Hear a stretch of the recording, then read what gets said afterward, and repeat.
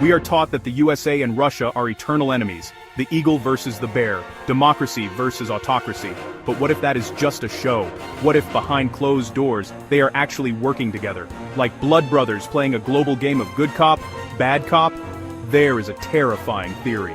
One acts like a leech, sucking a country dry. The other acts as the savior, coming in to finish the job. And the victims? Cuba, Afghanistan, Libya, and now Venezuela. But the real question is, who is next? Welcome to the dark side of geopolitics on CurioExplains.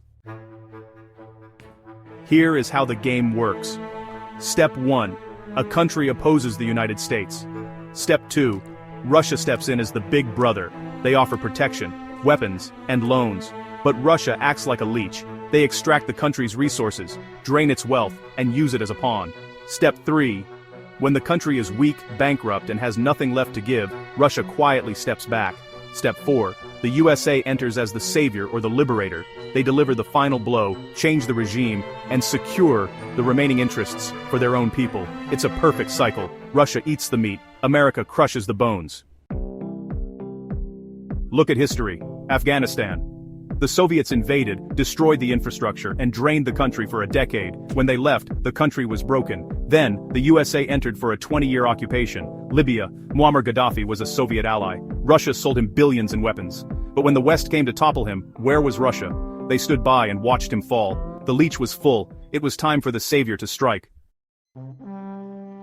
Now, look at Venezuela. For years, Russia supported Maduro, extracting billions in oil revenues and debt repayments. But now that Venezuela is dry and the people are starving, notice the shift. Russia is quiet. The stage is set for the US to step in, normalize relations, or change the regime to stabilize the global oil market. Venezuelan oil will likely flow to pay off debts to the West. The US acts in the interest of its own economy, securing cheap energy. It's brutal, but it's business. So, if Venezuela is the current chapter, who is the next target? Many geopolitical analysts are pointing to the Middle East, specifically Iran. Russia has been a close ally, selling weapons and building nuclear plants, but if the pattern holds true, will Russia eventually step back when the pressure gets too high? Will they let the savior come in to settle the score?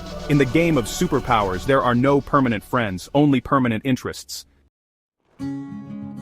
The world isn't black and white, it's gray. The USA and Russia might look like enemies on TV, but on the world map, they are arguably partners in managing the globe. And for the smaller nations caught in the middle, they are just pieces on a chessboard. Do you think Iran is the next target? Or is this just a conspiracy theory?